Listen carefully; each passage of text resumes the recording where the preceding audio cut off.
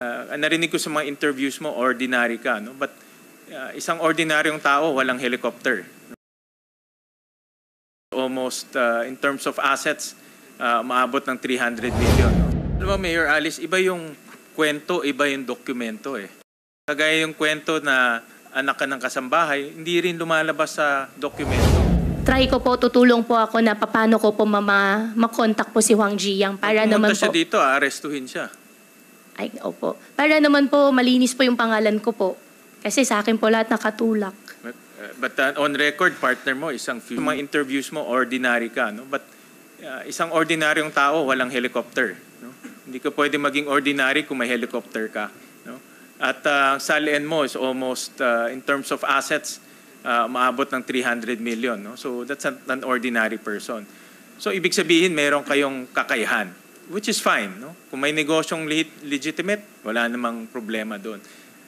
Ngayon, ano ba ang main business niyo na nakakapagbigay sa inyo ng yung mga assets niyo sa Salen at iba pang mga assets? May main business sa kumikita para sa inyo?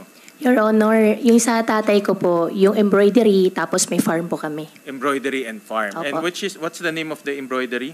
QJJ Embroidery po. Embroidery. Ito yung nasa Valenzuela, di ba? Marilao po. But at one point in time in Valenzuela? Opo. Okay.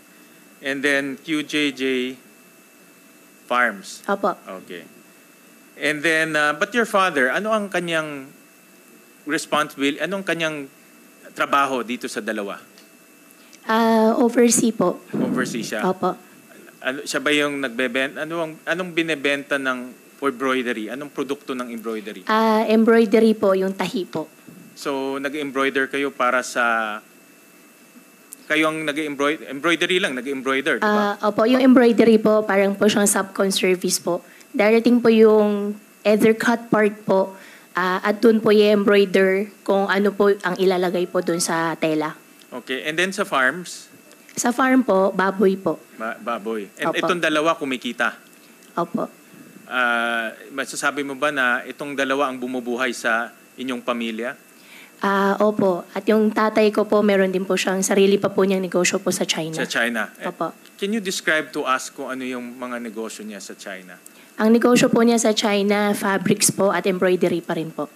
Fabrics and embroidery? Opo. Okay. And ganun rin ba anong klaseng, can you describe to us ano yung fabrics and embroidery business niya doon? Meron, ganun pa rin po. Yung sa fabrics naman po, I buy and sell at nagdaday po ng fabrics. Yung sa embroidery naman po ay same pa rin po dito sa Pilipinas. Yung ini-embroider po either sa cut parts po or sa tela po. And malaki ba kita niya dyan? Wala kaming documents because it's in China. But in your opinion, yan ba ay malaki pang kita niya dyan sa negosyo niya sa China? Your Honor, hindi po niya nadidisclose po sa akin yung exact amount po. Pero yan po yung negosyo pa po niya nung bata pa po siya. Okay. And then, madalas ba siyang bumiyahe? Your Honor, opo. Okay. Saan siya pumupunta? Katulad po kahapon po, pumunta po ng China po. Kasi tinignan rin namin in records, ng travel records ng father mo, again supplied by the Bureau of Immigration. Talaga madalas siyang bumiyahe, almost every month. No? Like for example, in 2024, 6 times. In 2023, 12 times. In 2019, 14 times. 2018, 18 times. So almost up once a month. May nakita rin ako, maliit lang, may nakita rin akong isang travel niya. It's December, I think it's one of the years, na lumipad siya 3 beses sa isang buwan. No? So madalas siyang lumilipad papuntang iba-iba. Karamihan China, like for example in 2013, 6 times to Guangzhou, China, 2 times to Xiamen, Hong Kong, karamihan China, no? Pero kami politiko kami, no? But parang kakaiba yung bumabiyahe almost every month at sa isang buwan, 3 beses sa isang buwan. So ano yung kanyang, can you describe to us, ano yung kanyang ginagawa sa China? Your Honor, ang tatay ko po, since may edad na po siya, medyo matanda na, pag umaalis po siya, dito po kasi sa Pilipinas, wala po masyado, tingin ko lang po sa aking ano lang po, wala po masyadong mga kaibigan. Madalas po talaga siya umuwi ng China.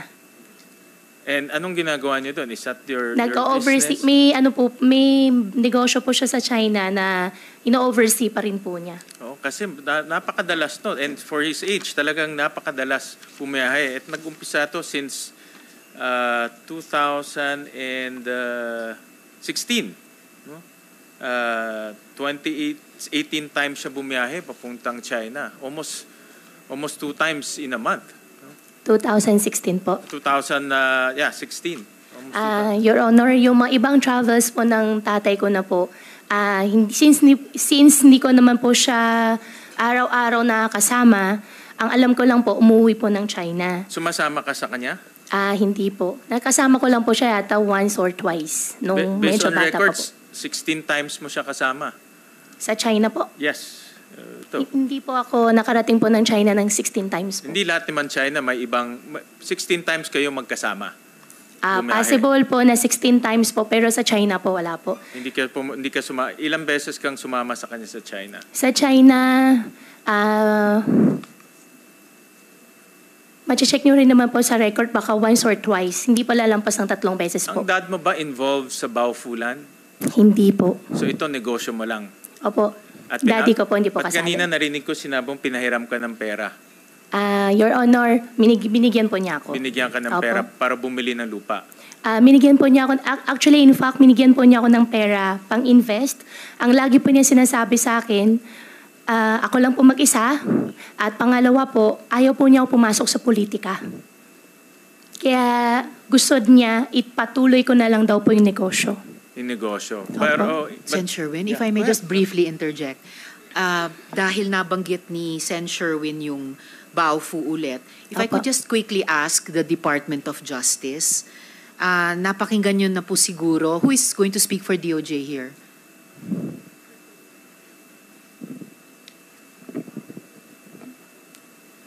Your Honor, on behalf of the Department of Justice for the Interagency Council Against Trafficking, Your Honor. Yes, Attorney Ben Doval. Salamat, Yes, Your sir. I'm sure napakikinggan nyo yung tungkol sa links ng mga Baofu incorporators dun sa Singapore money laundering case. Would you be able to inform the committee if DOJ is working with the Singapore Ministry of Justice on this? Mamaya also, before we suspend this hearing, I will pose a similar question to PAGCOR about an executive session. Would there be a preference from the DOJ to withhold this information about any working with the other Ministry of Justice until such an executive session might be called? Kasi ayoko namang ikompromiso yung ating law enforcement, pero lahat po kami, we really want to get to the bottom of this. Attorney Ben Doval. Yes, Your Honor.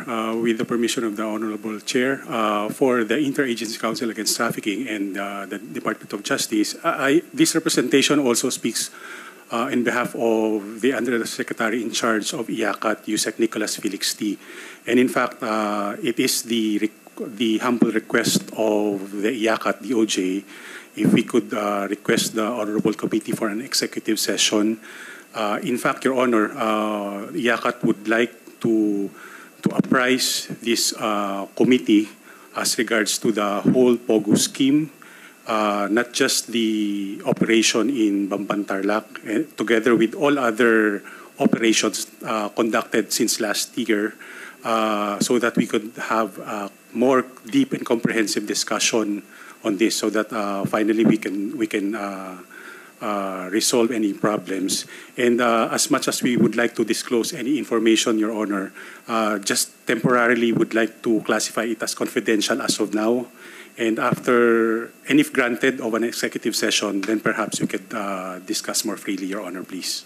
Salamat, Attorney Bendoval. The Chair will gladly schedule that executive session before the next hearing dahil importante po itong mga isyung ito sa aming lahat ng mga senador. Salamat po. Back to you, Sen. Sherwin. Thank you, Madam Chairman. Mayor Alice, nasabi niyo kanina na ang father niyo nagbibigay ng puhunan sa inyo para magnegosyo kayo. And kanina narinig ko, minsan 500,000, 1 million, 2 million, at binigyan rin kayo ng puhunan para pumasok dito sa Baufulan. Tama? Your Honor, hindi po. Binigyan po niya ako ng pampuhunan po, pangbili ko po ng lupa. Pero Na yung ginamit niyo sa Baufu? Umpisa po niyan, wala naman pong Baufu. Binili ko po yung property po ng installment. Tapos nung nabili ko na po yung property, that's the only time po na in-invite ko po yung mga Chinese po, yung mga investors po na mag-invest po doon sa lupa ko po. I'll get to that. Pero gusto ko lang makita kasi o maintindihan kung ano ang klaseng tulong binibigay ng father mo sa iyo sa pagnenegosyo o dito sa pagbibili ng lupa. Nagbigay ba siya para sa pagtakbo mo bilang mayor? Your Honor, yung tatay ko po, tumulong din po nung tumakbo po Like ako. any father naman tumutulong. Opo. Diba? That's lahat ng mabubuting ama tumutulong talaga sa mga anak nila. Dahil tinitignan ko, I'll flash it, no? Yung QJJ Farm, yung financial statements. Yung 2022, nalugi siya ng 900,000 pesos. In 2021, kumita siya 81,000 pesos. Yan. And then yung QJJ Embroidery, 700,000 pesos ang kinita nung 2023, and in 2022, 439 pesos. So kung ako tatanungin, hindi sa Pilipinas galing yung kita ninyo. No? In fact, wala kayong kinikita dito sa Pilipinas. No? At dahil sa dalas niya pumupunta sa China, tingin ko hindi pagkakaibigan lang eh. Meron din siyang negosyo sa China na kumikita na dinadala dito yung pera. Kasi pag tinignan ko lahat eh. Inisip ko saan galing kaya yung pera na pag-invest. No? Diba? Iwan na may Opo.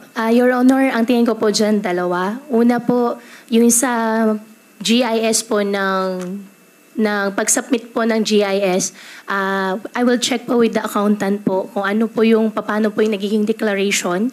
Definitely po, I believe po na kumikita po ang negosyo kasi ilang taon na, almost more than 15 or more than 20 years na po yung negosyo. I believe po na kumikita. Pero hindi, again, in the eyes, kasi alam mo, Mayor Alice, iba yung kwento, iba yung dokumento eh.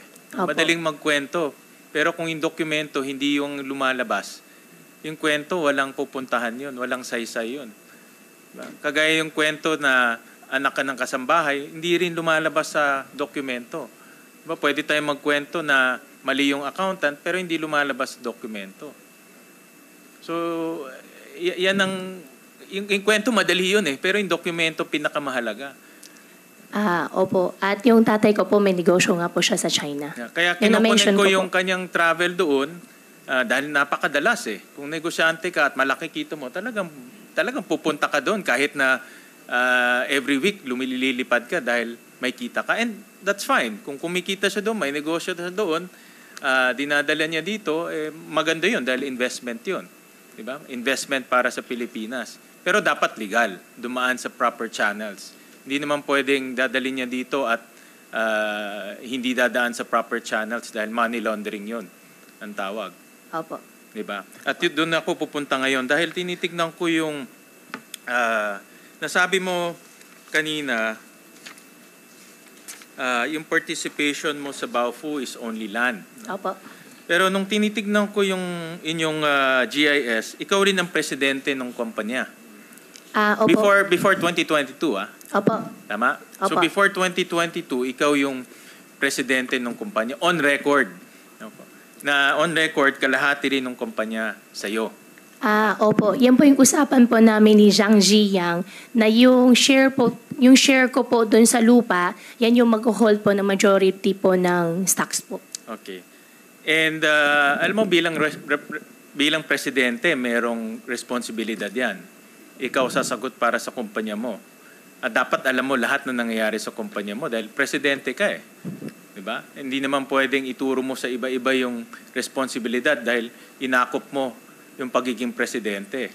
Diba? So, ang tanong ko, saan nanggaling? Dahil tinitignan ko ulit yung Baofu Land. Financial statement ng Baofu.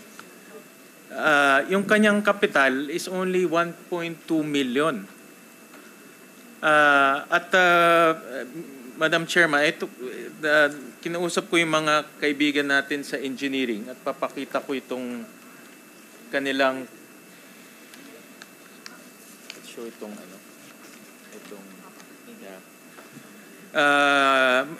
kinausap ko yung mga kaibigan natin. May isang engineering company called DCCD. At ito, reputable engineering company. At sabi ko, tingnan mo nga at i-value mo yung construction cost ng Pogo Hub sa Banban. So, tinignan nila, i-share ko sa committee. No, dahil, at ito, without even looking at the plans, pwede naman sila mag-tabletop survey. Yan, no? Pwede nilang bilangin ilang floors, pwede nilang sukatin with modern technology na ngayon. Lahat pwede nang gawin yan. At next slide. Lumalabas na mayroong 37 buildings in that area. No? 37 buildings ang itinayo dyan. At lumalabas na ang construction cost na pinakamura, lumalabas about 6.1 billion pesos. Okay? 6.1 billion. That is the estimated construction cost. Pwede namin to share sa inyo kung gusto nyong i-validate the numbers. But this is from a reputable engineering. So, 6.1 billion, hindi maliit yan. No? At tinignan rin namin yung timing ng construction. In 2019, ano yun? Pakipakita nga. Meron ng earthworks, no? Meron ng development sa earthworks. Ginastos na ng kumpanya 117 million. Pero pag titignan natin sa books niya, in equity, it's only 1.2 million pesos. In 2020, yan. Mayroon ng mga buildings, mayroon ng superstructures, mayroon ng mga other structures. Ang estimate ng DCCD is about 746 million ang nagastos. And yet, the equity is only 1.2 million pesos.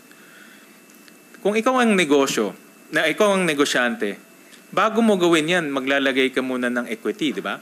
Common sense naman lahat yan eh. Maglalagay ka muna ng equity para mayroong pera yung kumpanya para gumamit. Pero in this case, may construction na, pero wala pa rin yung perang ginamit. So ibig sabihin yung pera, hindi dumadaan sa kumpanya. Your Honor, ang participation ko po dyan is the lot. Prior po ako mag-divest po, kinausap po nila ako kung gusto ko mag-invest ng in cash na in peso. Sabi ko po sa kanila, wala po akong ganong kalaking pera, kaya nagpa-buyout na lang po ako ng share ko po sa kanila. This is 2019 and 2020. Sila ikaw po ay ang presidente ng kumpanya on record. Yes po, Your Honor. Nag-start po niyan, kinausap po ako ni Wang Jiyang. Kaya better po sa next hearing po talagang kailangan nandito po siya para makasagot din po. But si Wang Jiyang nagtatago na. He's a fugitive. Tumakas siya nung rinade siya ng PAOK. Tumakas siya dun sa mga underground tunnels. Paano natin tatawagin siya? Ang tatawagin lang namin, sino yung presidente on record? Again, pwede natin iturog, pwede tayong gumawa ng storya. Ang importante dito kung ano yung nakasulat sa records. Opo, Senador Wayne. Hindi po ako gumagawa po ng kwento. Si Wang Jiyang po, siya po nagpa-construct po ng Baofu. Ang participation ko lang po is only the property. Pero, presidente ka ng kumpanya, nakita mo ang dami ng construction. Hindi ka ba nagtaka saan nanggagaling yung pera? Honestly po, Senwin, nung unang part po, iniisip ko, wala naman po mawawala sa akin, hindi naman po ako naglalabas po ng pera, hindi ko po talaga iniintindi. Kaso lang po, nung kalagitnaan, sabi po niya sa akin, tinanong po niya ako kung gusto ko maglabas po ng pera, sabi ko wala akong ganun kalaking pera, at yung share ko po, paliit po ng paliit mangyayari, sabi ko, magpa-buy out na po ako sa inyo. Kaya siya din po ang nakahanap po ng bibili po nung share ko po. On record, pakita ko, yung mga building permit, ikaw nag-apply eh. Yes po, nung una po ako po nag-apply. Oo, ikaw nag-apply. So Opo. on record, ikaw ang not only president, but ikaw rin ang applicant in behalf of Baufulan. Yes po, dahil ako po yung president po. Correct. So ibig sabihin, alam mo dapat lahat na nangyayari bilang president ng kumpanya. So ang simpleng tanong ko, saan nanggagaling yung pera? Your Honor, lahat po ng construction po, sila Huang Jiang po ang nagte-take care. In fact, pwede rin po tayo magtanong po doon sa Bamban mismo na hindi po ako pumupunta. Even during po the construction po, sila po ang nagpapatakbo at sila din po ang nag-construct po. Ang problema si Wang Jiang nagtatago na eh. No?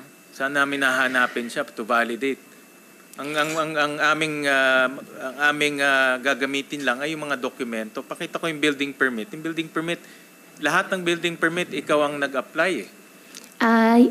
Your Honor, yung ibang building permit po, ako po nag-apply yung iba. Yung mga naitayo po nung una. Yan, lahat itong mga building permit. Even yung mga, iba-ibang building permit, ikaw ang naka-apply dyan. Opo, that time po ako po yung president po. Ako po yung nag-apply po. Nung tinatayo nakita ko kasi itong development, para siyang may villa, may office. Nung pinag-uusapan niyo nito ng mga partners mo, ano ang intention ninyo dito sa development na ito? Ang una, sorry po, Senwin. Ang una po, ang initial po na usapan po namin dyan ay low-cost housing. Yan po yung nung binabakot pa lang po siya. Tapos all of a sudden, kinausap po nila ako. Sabi nila sa akin, gagawin na lang po natin mixed-use development. In fact, yung sa harapan po, yung malaking building po doon sa harapan, yan po yung magiging mall po. Tapos yung mga residential po ng mga villas po, yan po yung magiging residential na area.